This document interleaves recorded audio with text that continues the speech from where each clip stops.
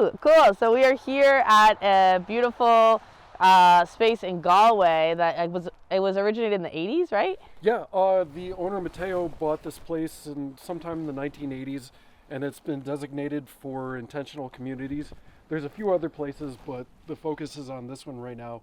It's 40 acres, there's cabins and all sorts of stuff here. It needs upkeep and help, but it's also like a gorgeous place, and there's cabins and wood stoves. Woohoo! Yay! So you're gonna show me around? Yeah. Woohoo! Cool. Yeah.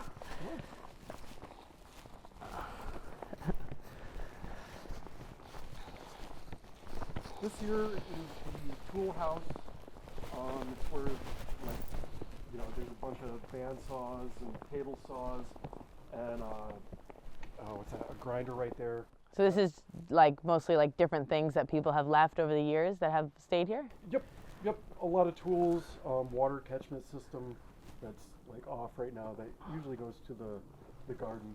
Do you know if this is like one of the first things that was here? Because it's right up in the front, or no? Maybe not. Honestly, I don't know. That's a good question for Swan. Okay, cool. We'll talk to Swan about it. And then that one over there that I think were the first ones. And then there's like so much storage. And there's two people living here right now? Yes, Matteo and Swan. Swan's Cool. been here for about 20 years. Matteo is here off and on. He just got back from Italy. He travels the world sometimes. Comes back when he can. But he's here now.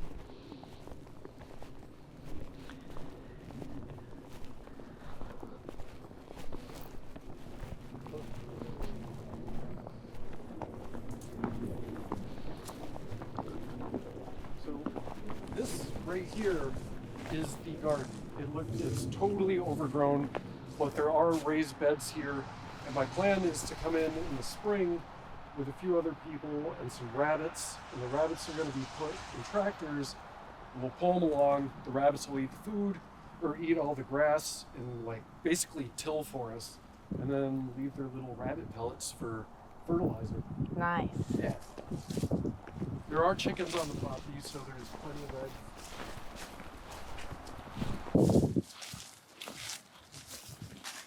So for right now, this is kind of the community area. There's a fireplace. This is an old blacksmithing forge. This is the studio cabin right now. Take a look inside.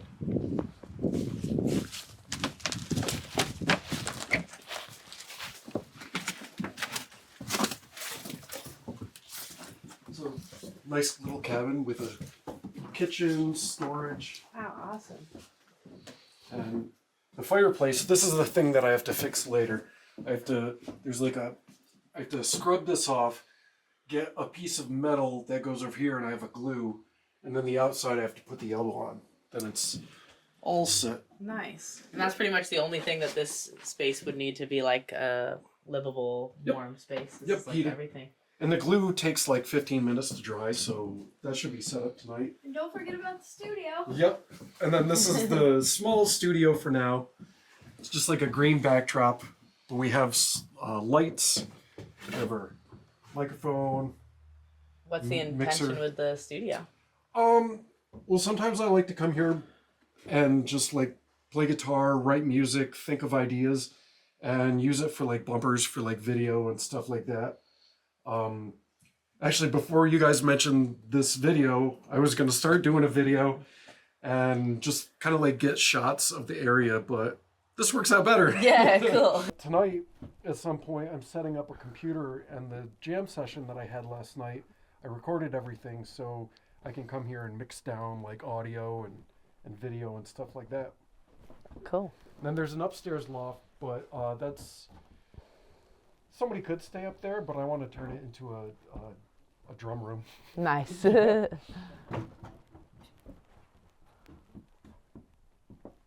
Cool, that's awesome. So you don't live here, but you stay here sometimes just to kind of like, yeah. Yep. We actually, when we dropped the cabbage off last week, we stayed here in the Quonset. And then tonight, Eloise and I are standing here once we get the wood stove working. Okay, cool. Yep. And so you just come by just kind of to like revitalize the space or kind of like. Yep. I come here to clean, hang out with Swan. Sometimes they need water, or Mateo needs a ride into town or something like that. But I've been coming here for like, what is it, 9 years? But off and on, like once a month. One time it was like a whole year, but now I come once a week because I'm kind of focusing on the intentional community circuit and just getting that whole thing going. Is it has it gone through a lot of different stages in those 9 years? Like, has there been other points where more people have lived here? It's kind of just been Mateo and Swan. About 2 years ago, there were like 9 people here, but they weren't living here. They were here for like a month or so, and it was a much different energy. Like, it was very alive. We went to Amsterdam, the local city, and we got the smorgasbord from a dumpster. It was like olives and like caviar, and it was like the swankiest meal I've ever had that came from a dumpster. It was like it was beautiful. Nice. Pictures of it somewhere. And 9 people to share it with. That's awesome. Yep. Yeah, I feel like it's like that at the garden in Tennessee. There's always ebbs and flows, you know, like there's times where it's really vibrant and there's time where it's quiet. Yep.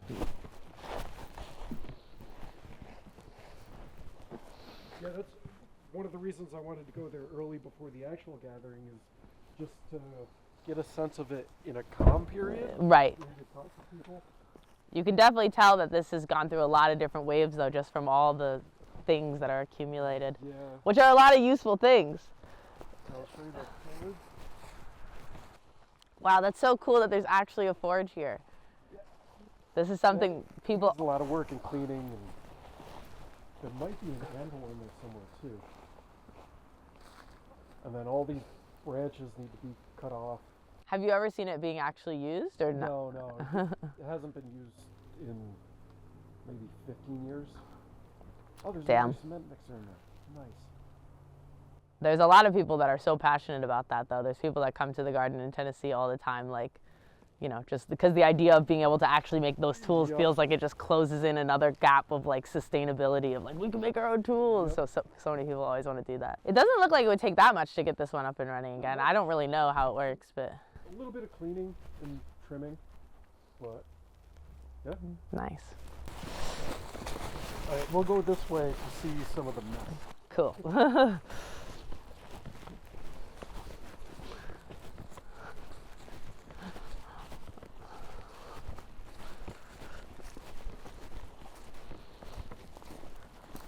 So this is old storage. This has been here for a long time. I don't know much about it. I haven't even gone in there to investigate it. But this area, there used to be a guy that lived here who was very messy, and this area is going to be cleaned out, but that's like a little chill spot or storage. And then this is, you can just view that for yourself. It's, don't worry, you'll live. A fixer-upper. Yeah. But it's a good building, it looks like. Yep. Yeah, and this is touching the studio cabin. On the phone right there. So you were saying, yeah, I think this place just kind of got trashed by somebody over the years. Yeah, and then it's been cleaned a little bit, but I'm gonna go through and clean it at some point. But it's a spot.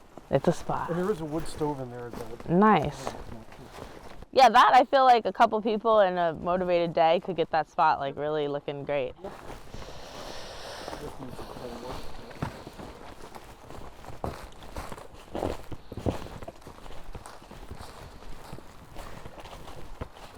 And this is the metal scrapyard.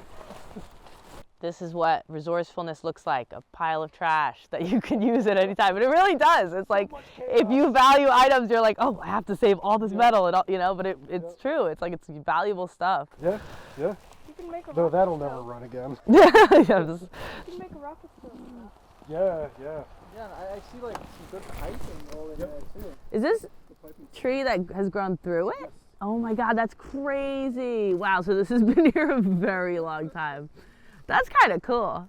Literally, this tree has grown around this. That's pretty cool.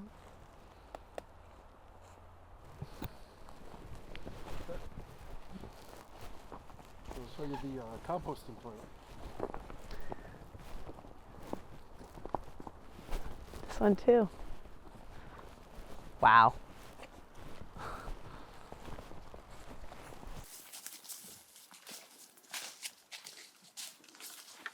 And here's where the waste goes to be renewed. This is the composting toilet. Nice. Here's a little bit of an enclosure. Is it a 5-gallon bucket vibe? Like underneath? No, it's actually, it's just, it goes into the ground here. Like, there's no 5-gallon bucket except for the wood chips for that. Oh, okay. It's just like... There's like a hole underneath? Yeah. Okay. Yep. And does it just get scooped? Yep, eventually. Okay, It's getting up there. Nice. Yeah, that's gonna be Simple. fruit trees. Yeah. Pretty exposed, but Yeah, it could use a little enclosure.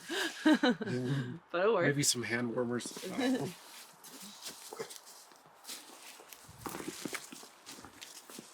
Has that always been the one?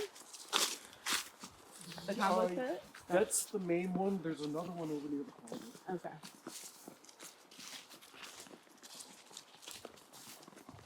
Yeah, that's totally a big thing. Is the more people you have, the capacity of the toilets, and the systems, Yeah. they can be overloaded.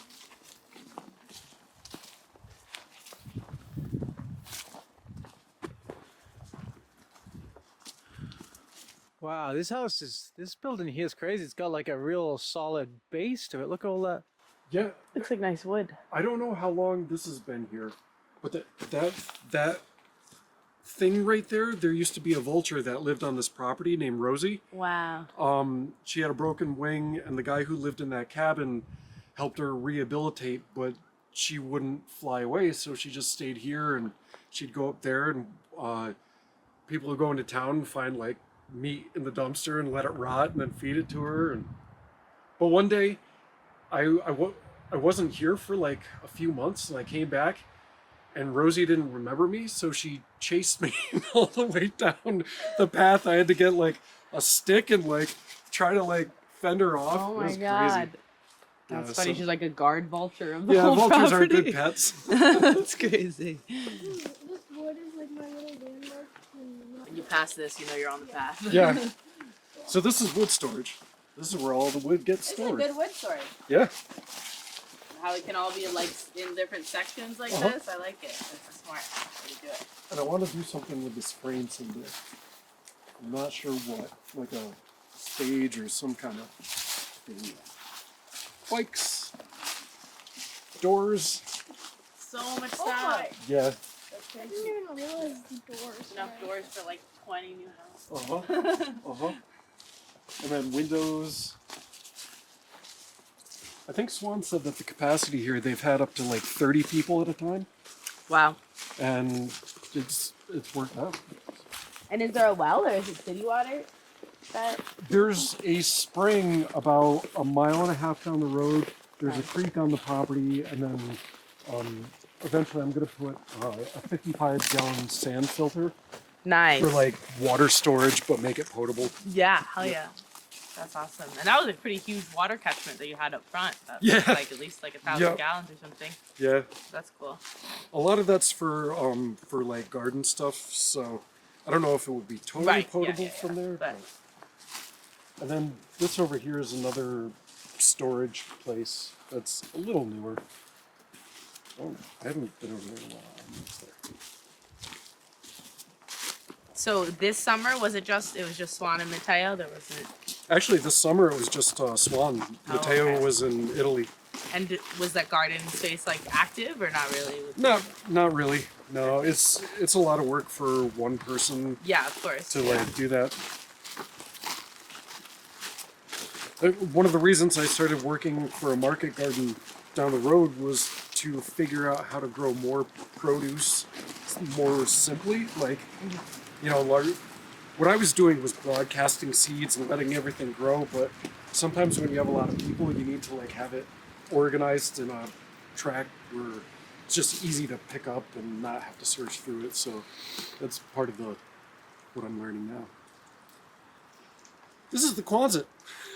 Woo! Woohoo! So cool. So this is one of the more recent ones, right? I think Swan was saying this was. It's more recent, but also one of the oldest ones because the bottom part, the Kwanzaa part, is actually pretty old, and that's been here for a while. But a few years ago, Swan started putting the top part in because there was a woman living here with her 3 kids, and now it's vacant because they moved out. But it's a nice place. It heats up really fast and it stays warm. I love where it is too. How you have all that open wood. Yeah. behind and stuff. It's really beautiful. It's right near the creek. Plenty of wood nearby. Cool. Let's see the inside.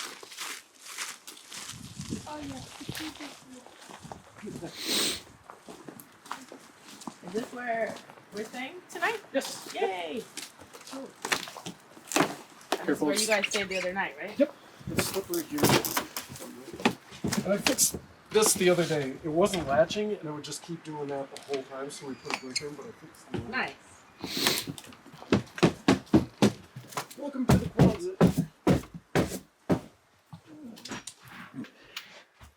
Lighting. Cool. Oh, it's so clean. Yeah, we came in and cleaned it. Thank a while you. ago. And my wife didn't get a chance to do it, but we were gonna hydrogen peroxide the wall. But Oh, so there's a whole concrete base of this whole Yep. building? Nice. Yep. And then this is just some paneling and nice. that part and this part is all concrete. That wood paneling, there's a concrete base, but it's like a raised floor. Wow, this is crazy how this is. It's basically a bomb shelter. Yeah, really. I think Swan was saying that last time Yeah. we Yeah, he talked did. to him. It's very sturdy. Yeah. Cool. Yeah. Hell yeah. Oh my gosh, this is great. Yep. And there is wood storage on the other side. Like we'll get everything going, and Cool. I think my wife, if the weather permits, is going to bring over soup and has like a dinner and stuff. Nice. Cool. Yeah. If you guys like cabbage, there's plenty of cabbage. Cool. Nice. Oh yeah, I'll show you the greenhouse for the cabbages too. Oh, cool. Yeah, I'm excited Yep. to see how we're storing it. Yep. Cool. Um. Thank Let's you see. so much for, yeah. Oh no problem. Yeah, Thanks for like. I'm glad the interest in this. Like that's the whole point. Is like I get it's building a hype, but I want it to be an honest hype. Like Yeah.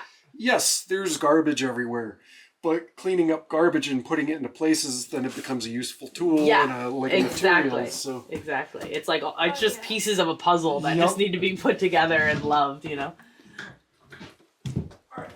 this is the upstairs. Wow, this is great. Wow, what a great spot. You should definitely get up here. And that's half of the upstairs up there.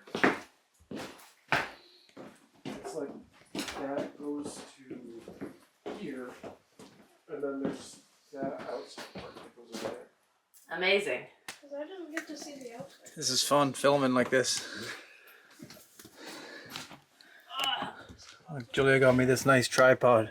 Good stuff. Professional boy now. Yeah, we also woke up at 3 a.m. because we heard coyotes howling. It was Swan. I know, and then we talked to Swan. He's like, "Sorry, I hope it didn't wake you up. I was howling at the moon." Okay, feel much better. That's awesome. Yeah. That's smart. Get the heat up there. So yeah, if you hear howling, it's Swan. Most likely. Oh, that's the other outhouse. Nice. Check that out. And some of this, that looks like lumber harvested from around here. Yep. There's there's a portable sawmill here. There's actually 2 of them. The large type, like the professional, like for heavy machinery, but Swan has for a chainsaw in the mill where you push it through. Nice. That's another thing. Oh yeah, I've seen that. Yeah, I'll show you some slabs that we made.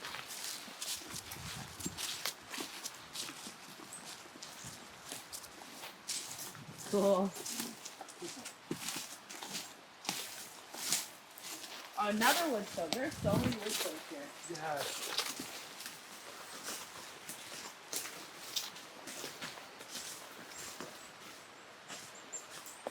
Together. And then kind of like be like pointing that way, like you're showing around and you looking. Surprise. All right, so point over there. Yeah, there's probably a bunch of animals over there, like forest creatures like deer, rabbits, chickens. This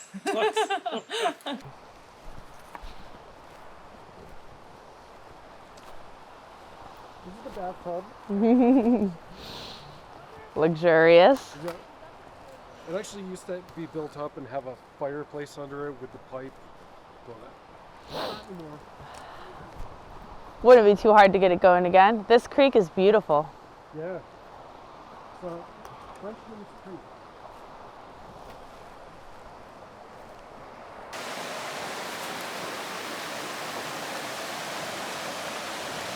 Can you go like underwater over there? That looks kind of cool. Yeah, there's actually a spot farther up that is like the swimming hole. Usually this is lower. It's not the water's pretty Gotcha. high right now. But there's a swimming hole that's on the property? Yeah, it's like a kind of like a waiting area. It maybe goes up to here. So where are we right now within the 40 acres? Like most of the rest of it's like beyond here? So up to this point is about 20 acres, and then there's another 20 acres back that way. And there's not much back there. That's just kind of like forest. Cool. Beautiful. Yeah. This is beautiful, huh? Just had to get in the shop.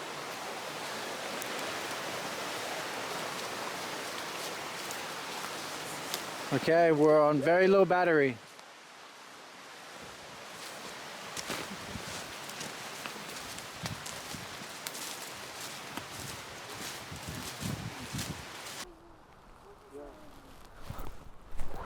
There's like this area, and it's just neat, like meandering.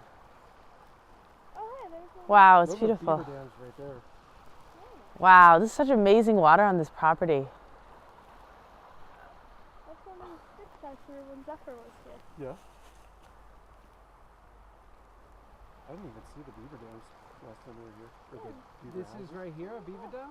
Yeah, there's 1, 2, 3, 4. Wow. There's 6 of them. Wow. They're just like, stop the water. That's so good, because that means the water then gets to spread Yeah. into the ground Ah. and doesn't just rush down. Wow, that's amazing.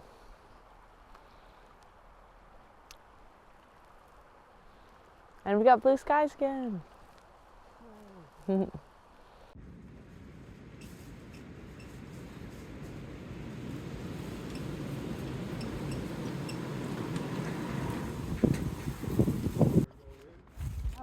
going to turn over my chainsaw, cut up a little wood for you. Oh, thanks. How are you? What you got? Is this all being recorded? Well, here's a big hug for you. All right, and I'm hanging on to this guy just for. Yeah, I hurt my back. No worries. Oh. I hurt my back constantly. Yeah. All right, well, welcome here, and I'll Thanks, see sweetie. you in a little bit.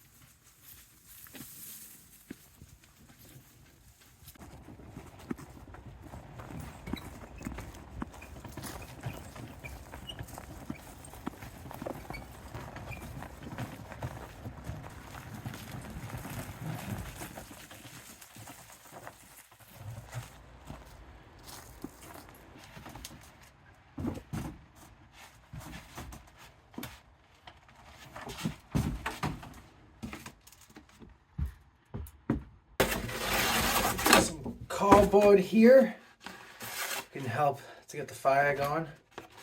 You're probably wondering, Tree, what the heck? Again, you're not doing anything, you're just holding the camera? Well, I guess a few hours before we just got here, I just twisted my back.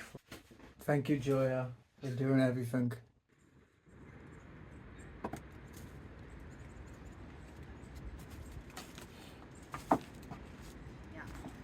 Only a couple pieces left, so I guess that's why he's talking about sawing up some more.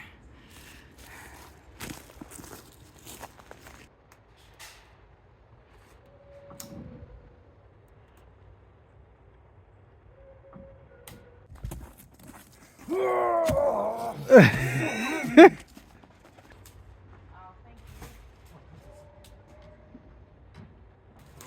you want to just come over, folks, you got And if you don't have enough, I got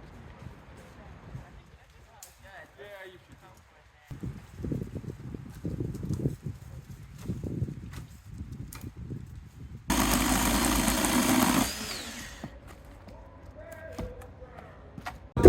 That makes so much sense. See, now you bring the casserole. That's beautiful. Okay. But the old way, this is what they called a housewarming gift. So welcome home. And that's oak, I think, so you'll be plenty warm. That makes so much sense now. And if I was yodeling too loudly, I hope everybody heard me. So it's easy.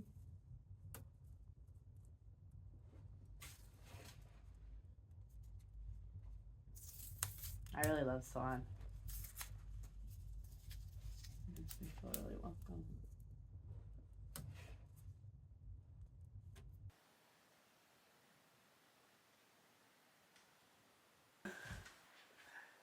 Product placement. This is Tree's new crop top, available now at our online store if you want to support us. We have these little shirts now that we got made in Nepal. You know what scene I'm thinking of? When we the first went to the garden? first went to the garden and we have like us making our first fire. I don't think any journey could ever be as life-changing as whatever the fuck happened at the garden. Yeah, it's beautiful.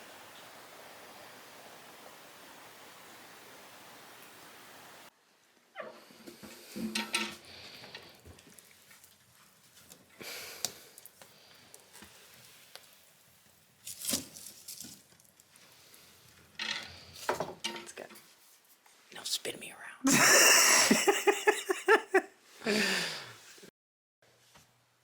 This first piece is called The Wings of the Dead Ones. It's a memorial. We're picking up the fragments of a vision of everyday life, of living here in the United States of America, of people walking, talking, working, playing, buying groceries for their family, driving home after a long day regardless of how you spent it.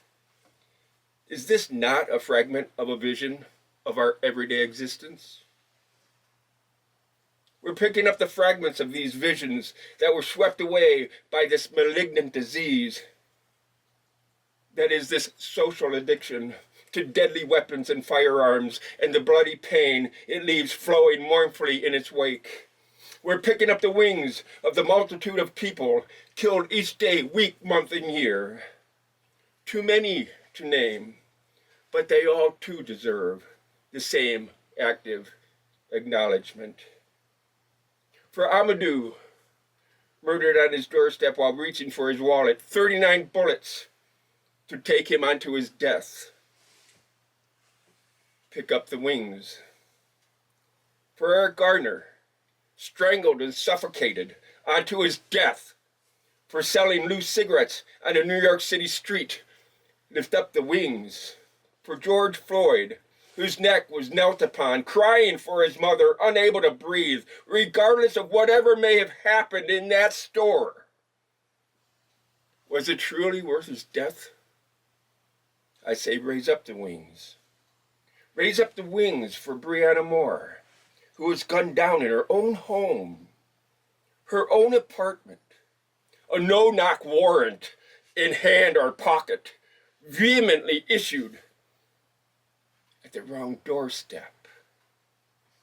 For Tyree Nichols, chased down a suburban street, beaten by boots and batons, for reasons we will never know. Pick up the wings of these dead ones, taken on to death by the hands of the uniformed. Pick up the wings of the dead ones, taken by this abhorrent virus of gun violence that grows more and more dangerous with the onslaught of military-style assault weapons loose on our own neighborhood streets. From the single death like that of Trayvon Martin, created by an overzealous individual carrying a rifle or a handgun, to the mass murders and slaughter of our own nation's children. targeted in what was once considered a safe zone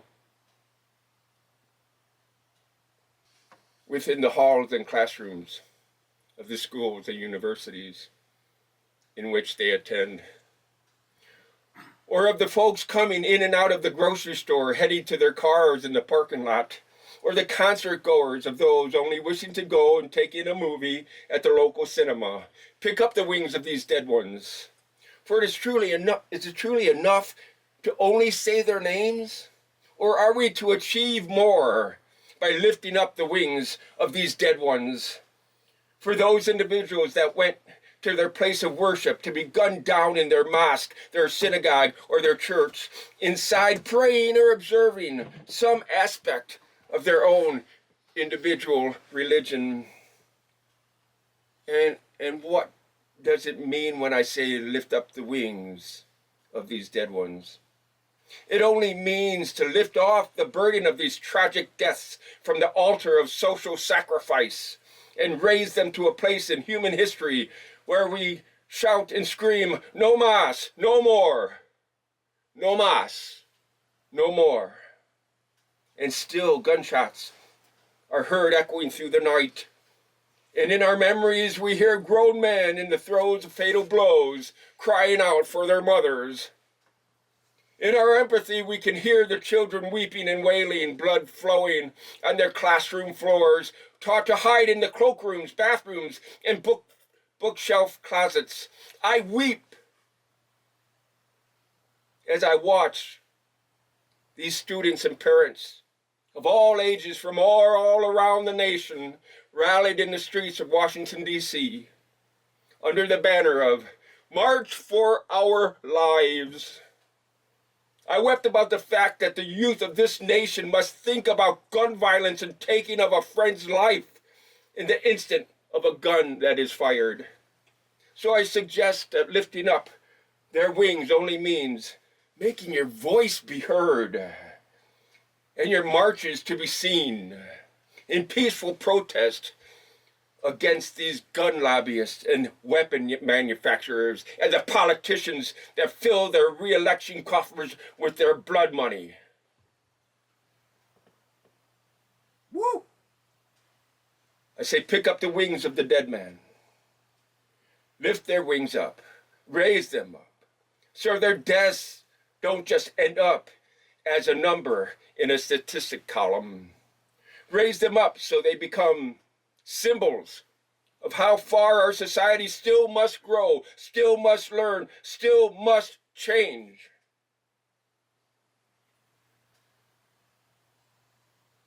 Or are we truly gearing up for yet another state of uncontrolled barbarism? This next one is called Church Bells and Gunfire. I'm a freedom fighter, living on the front lines of absurdity, as church bells and gunfire ring incongruously through the early morning air, the beastly banging and clattering of yet another addict shooting up in the woods, one gunshot at a time, diminishing the reverie one should feel while walking under the leafy boughs of our natural cathedral, obscuring another person's right to exhibit and partake upon the reverence one should possess when recognizing how small the natural spaces are becoming in what was once called the Great Northeast Kingdom. We are all freedom fighters, living on the front lines of this absurdity as church bells and gunfire ring out in our city streets. Again, the beastly banging and clattering of another addict shooting up in the barrio, the hood, or the outlying burbs, living on the front lines of absurdity. As the Sunday morning church bells and gunfire ring across our land, exclaiming chords of impropriety, we are living on the front lines of this social absurdity. Can't you hear or recall the echo of some addict shooting up in the woods, or just up the side street, or just down the hall from your apartment door? The sharp and violent aspect of that sound shooting through the social flesh of reality, one gunshot at a time. Church bells and gunfire echoing through the forests and the streets, across the lands and lanes of concrete and asphalt, or amongst the leaf-filled branches of our hardwoods, mixed with the needle and cone of the evergreen tree. One you can hear chiming for some sense of salvation, the other searching for some kind of target to hit, living or otherwise. Yes, oh yes, we are all freedom fighters, living on the front lines of this absurdity. When we continuously hear or are witness to, be it through personal experience or seen through the lens of a broadband multimedia scene, the mass casualties that this addiction can bring forth in the streets or in the woods, in the sprawling confines of the burbs, on the avenues and alleyways of the barrio and the hoods. Is there not a peaceful solution to this violent addiction of shooting up one gunshot at a time? And is it not clear that there is, we, the freedom fighter, living on the edge of absurdity, we must find the solution before even more deadly outbreak of this true addiction becomes our devastating reality. And the last one of this trilogy is a personal observation. Well, they're all personal observations.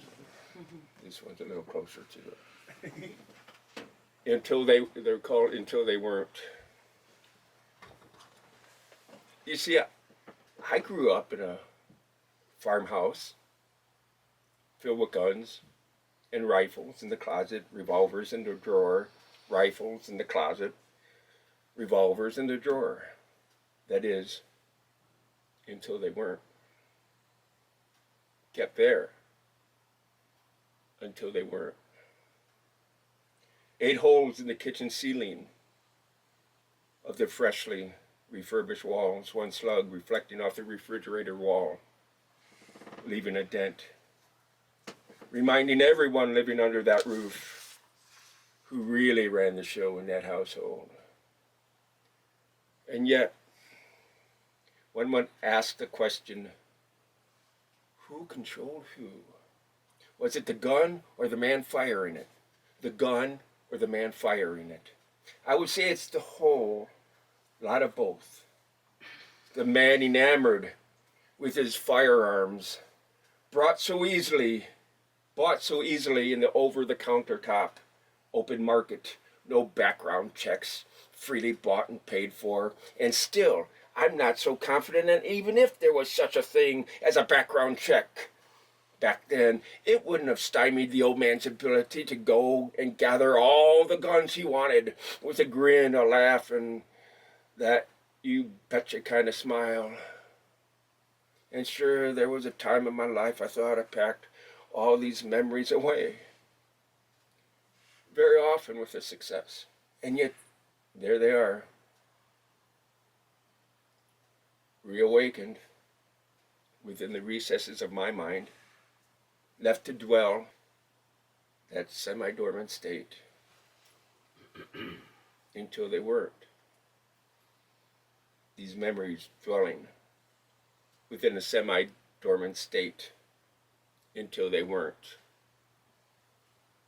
Rifles in the closet, revolvers in the drawer. Rifles in the closet, revolvers in the drawer until they weren't. Until they weren't. Telephone ripped from its cord, the only communication in the outside world, for that's the way it was done in the dark winter months of 1972. And there for the first time tasting what it felt like having a man hold a loaded .38 up against your chest, telling your sister that if you don't get rid of the cops, your Grammy's the first to go. And you could bet that he wasn't just talking about some statue reward of my 14-year-old mind imagining receiving for my work of the spoken word. No, he was talking about my grandmother, who was hugging my little brother, as well as leaning up against the wall to the right of me. Yep. Rifles in the closet. Revolvers in the drawer. Rifles in the closet. Revolvers in the drawer. Until they weren't.